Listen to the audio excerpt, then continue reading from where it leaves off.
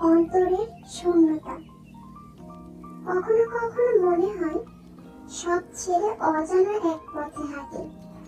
চেনা জায়গা, চেনা মুখ, চেনা কাজ, সবকিছু হঠাৎ করে কেমন জানি অশান্তিময় লাগে।